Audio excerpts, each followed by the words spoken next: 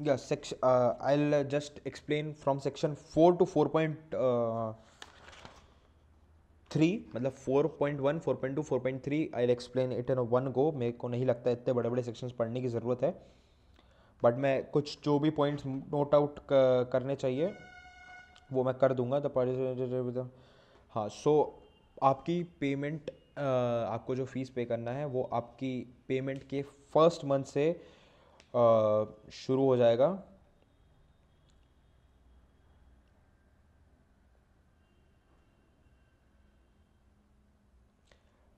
इसमें भी दो कंडीशंस है। अगर पार्टिसिपेंट की पेमेंट टर्म वहाँ से शुरू होती है, लाइक अगर आप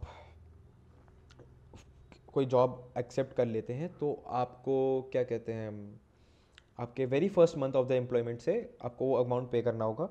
और अगर कोई गारंटीड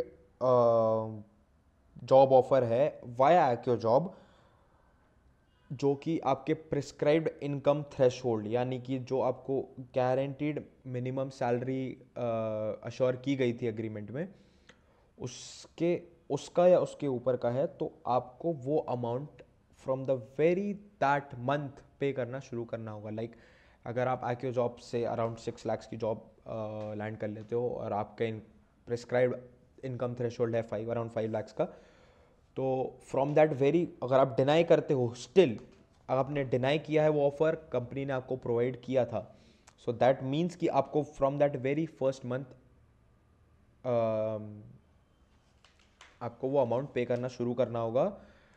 और इसमें एक चीज़ और क्लियरली मेंशन्ड है कि जहां आपको जॉब ऑफर लेटर हाथ में हो, आप जब ऑफर लेटर डिक्लाइन कर रहे हो, आपको कंपनी ने एकदम सिलेक्ट कर लिया कि हाँ आप हमारे यहाँ जॉब कर सकते हैं, ऑफर लेटर, ठीक है। Monthly payments are due on the last day of each end after, हाँ तो आपके फर्स्ट मंथ से, मतलब एवरी मंथ की installment last day of the month पे आपको है ना पे करनी होगी, on the last day, that is 31st और 28th और 29th of February, that is the last day of the date of the month, वहाँ आपको उस इंस्टॉलमेंट को पे करना होगा। पे आउट अमाउंट मैं ऐसे ही डिस्क्राइब कर देता हूँ जो मेरे अग्रीमेंट में था, 4.3 सेक्शन में सिर्फ वही लिखा हुआ है। So if I land on any job, मैंने पे आफ्टर प्लेसमेंट में भी एक्सप्लेन किया था, तो अगर आपने वो वीडियो देखी तो आई गेस आपको ये पहले सेक्शंस आपको है ना पता होंगे, या पहले सेक्शंस की कुछ डिटेल्स कम थी कवर्ड उसमें, पर मैं यहाँ कवर कर रहा हूँ। So pay out amount is going to be 1,77,000 if I land any job from 5 lakhs and anywhere below 10 lakhs. So I have to pay 1,77,000 rupees in total with the in the span of 15 months. If I land any where between 10 lakhs to anywhere between what was the amount again? 18 lakhs, I guess. Yes. Threshold 2. Yep. So it was 18 lakhs. So if I land any job from 10 lakhs, anywhere between below 18 lakhs, so I am eligible to pay 2,36,000 within the payment term of 15 months. And if I land anywhere from 18 lakhs or above, I am eligible to pay 2,95,000 rupees. These are threshold 1 5 lakhs, threshold 2 10 lakhs, and threshold 3 18 lakhs.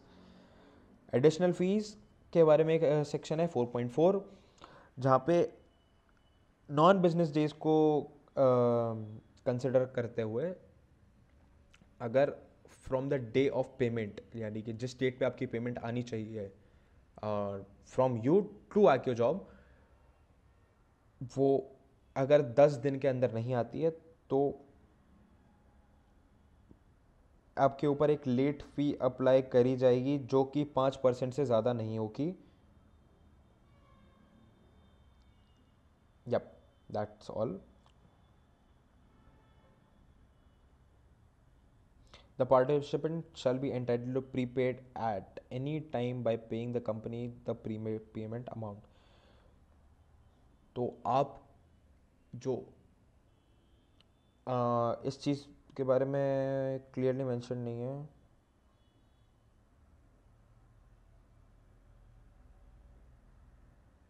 I'm not quite sure about this point, clearly mentioning this.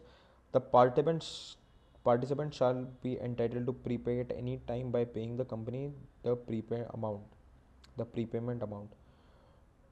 So I'm just leaving this section, मैं explain ही नहीं कर रहा हूँ इसको. I'm a bit confused in 2 points, so मैं दोनों भी address नहीं करूँगा. I'll just leave it.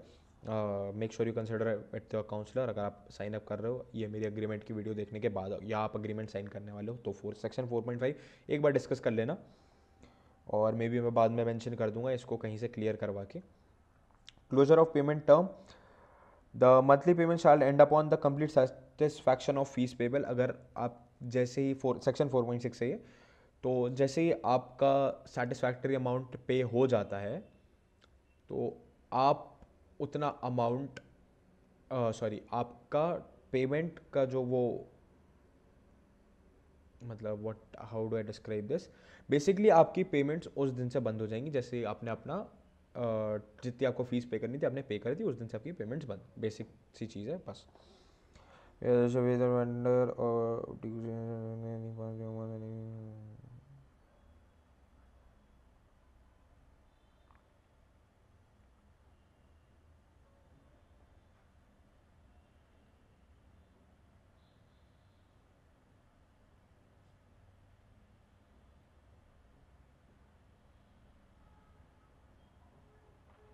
सो इसमें एक वेवर्स का वो है point, clause number section number 4.7. अगर पार्टिसिपेंट यानी कि स्टूडेंट, खुद भगवान न करे ऐसा कुछ हो, मैं फिर से मैं पहले मेंशन कर देता हूँ वरना आप बोलोगे आप कितना, मैं कितना ब्लंटली बोल रहा हूँ इस बारे में, तो मैं पहले ही बोल देता हूँ जो अग्रीमेंट में लिखा है मैं वो पढ़ रहा हूँ.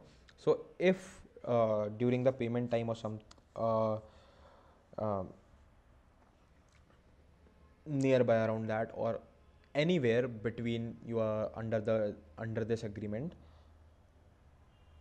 अगर पार्टिसिपेंट की डेथ हो जाती है या वो permanently totally and permanently disabled हो जाता है, तो पार्टिसिपेंट को एक मेडिकल सर्टिफिकेट जमा करना होगा from a recognised medical practitioner subject to satisfaction of the company, confirming the total and permanent disability along with such other information document the company required to assert the waiver.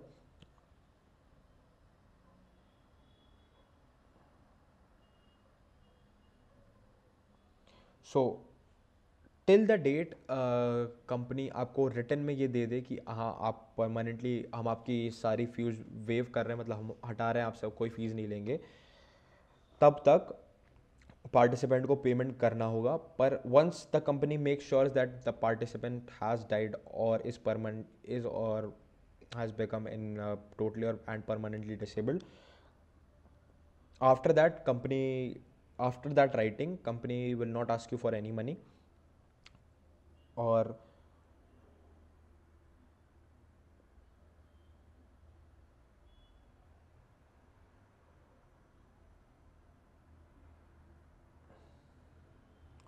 एक चीज़ और mention है, it is hereby clarified that mere submission of document shall not be constructed as waiver from the company. तो अगर आप permanent disability का certificate या कुछ चीज़ें डॉक्यूमेंट्स कंपनी को सर्व करते हैं, तो वो इनफ नहीं माने जा सकते कंपनी के द्वारा कि ये इनफ है, हम इस पार्टिसिपेंट को परमानेंटली डिसेबल्ड मान लें इस चीज़ में. तो ये चीज़ तक मेंशन है यहाँ पे. Company as processing agent here consider third party.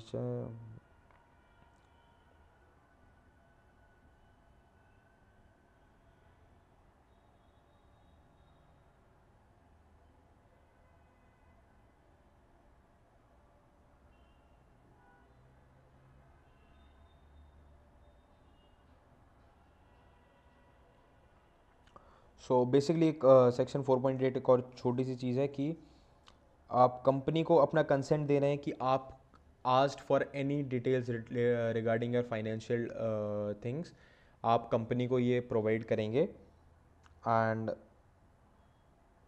Documents authorisation और इंक्लूडिंग ऑफ ई नैक, अगर टाइम टू टाइम रिक्वेस्ट किया जाता है तो आपको ये कंपनी को देना होगा. ये कंसेंट भी साइन हो रहा है इसमें section 4.8. Obligations of the participant. यानी कि ऑब्लिगेशंस का मतलब मैंने पहले भी बताया था, दायित्व। Section number 5, the party disclose the company.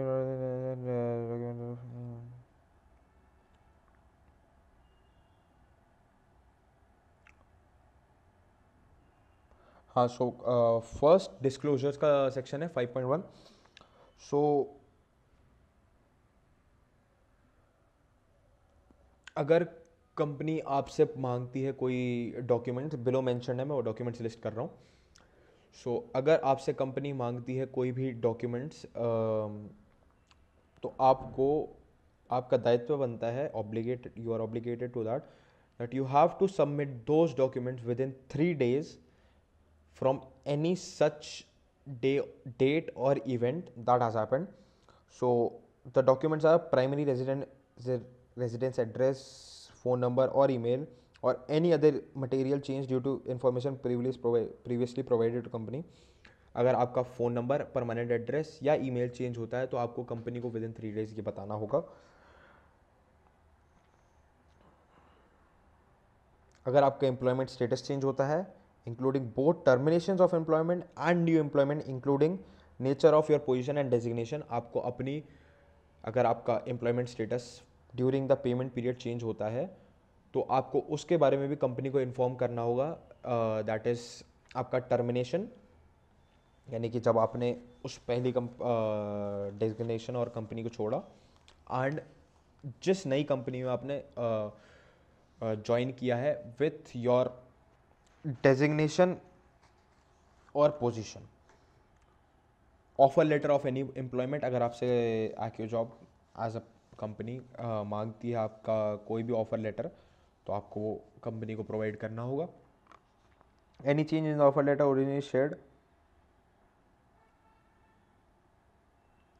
So any change in the offer letter originally shared, point number 4, अगर आपको प्रीवियसली मिला हुआ ऑफर लेटर है तो उसमें अगर बाद में कुछ चेंज आता है, that is with respect to increase in salary, perform and appraisal documents or change in designation, तो अगर आपकी सैलरी चेंज होती है, आपका अप्रेजल मिलता है आपको बेस्ड ऑन परफॉर्मेंस, या फिर आपकी डेजिग्नेशन चेंज की जाती है उस बारे में, और आपको अपनी मंथली अर्नड इनकम भी डिस्क्लोज करनी होगी। Section number point number 6 of section 5.1, आपको अपना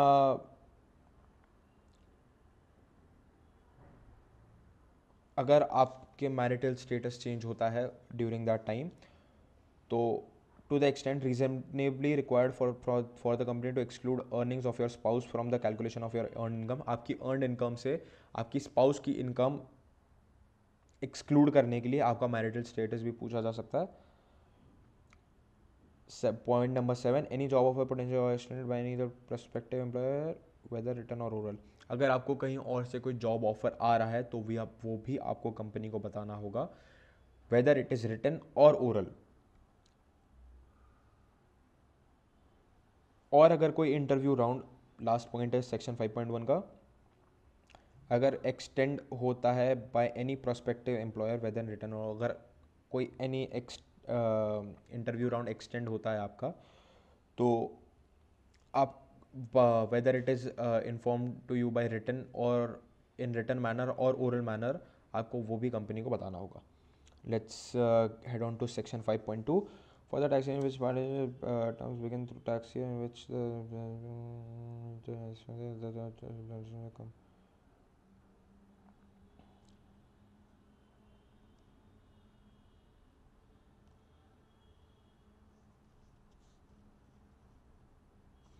हाँ, सो आपको अपने टैक्स रिटर्न्स की इन्फो है ना, जिस फाइनेंशियल ईयर से आप शुरू कर रहे हैं आपको वो उस टैक्स रिटर्न की डिटेल्स कंपनी के साथ शेयर करनी होगी जब आप उसके एक्नॉलेजमेंट आप सबमिट और रिसीव करोगे, ब्ला ब्ला। और अगर किसी और जुरिस्डिक्शन में आपका एम्प्लॉयमेंट होता है तो ये सारा दोबारा रिकन्स्ट्रक्ट किया जा सकता है, you know what I mean. Section 6, rights of the company. भाई बड़बड़ करते करते मेरा गला सूख गया, मेरे एकदम मुंह ऐसा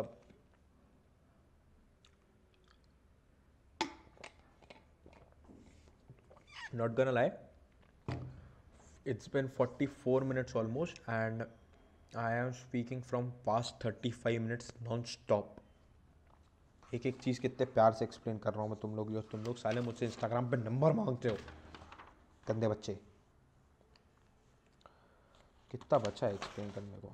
ओके, जस्ट 2 पेजेस और 5 सेक्शन और, एंड आई गेस इसके जस्ट आगे है, आई विल चेक, एनेक्जर, जहाँ पे आपकी चीज़ें डिटेल में एक्सप्लेन हैं। और I don't think so annexure explain करने की ज़रूरत है यार, कम ऑन, इतने तो पढ़े लिखे हो ही सब कुछ, सब कोई। और उसके बाद हाँ, सो मेरे को इसका सैम्पल ढूंढना पड़ेगा या फिर ब्लर कर करके है ना सब चीज़ें आपसे शेयर करनी पड़ेगी, तो ठीक है, वो बाद में मेंशन कर दूंगा मैं। हाँ, so rights of the company, section 6, the pressure have the right to examine and order participants record pertaining to employment and independent and accurate and partial.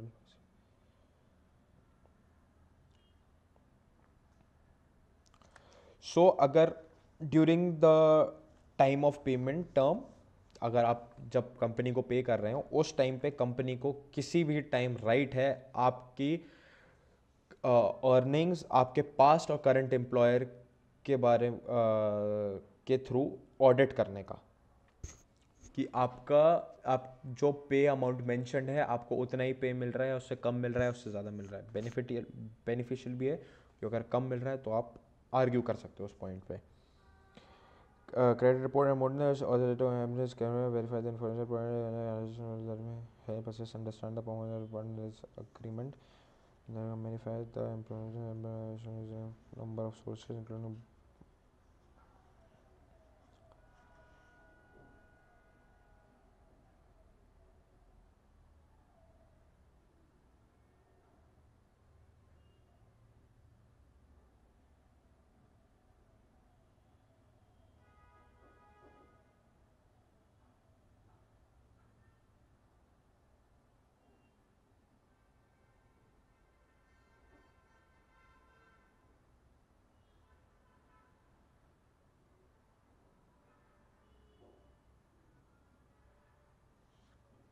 So basically credit report के बारे में company section 6.2, it's a long section, तो instead of me reading it completely to you guys, मैं छोटे में प्यार से mention कर देता हूँ।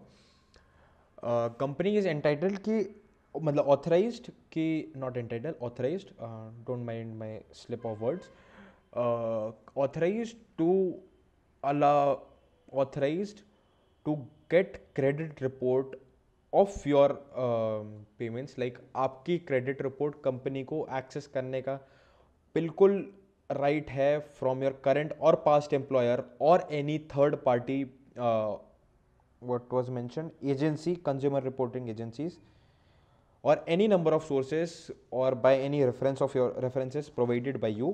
जो वर्ड्स mentioned है मैं वही यूज़ कर रहा हूँ, बिकॉज आई नो यहाँ क्रेडिट रिपोर्ट्स वगैरह की बात आएगी तो है ना लोग उंगली करेंगे मेरे को आके।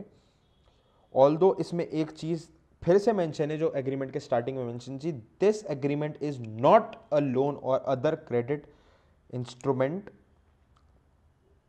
The company is entitled to inform credit bureaus about the participants' positive payment behavior when you make payments as agreed।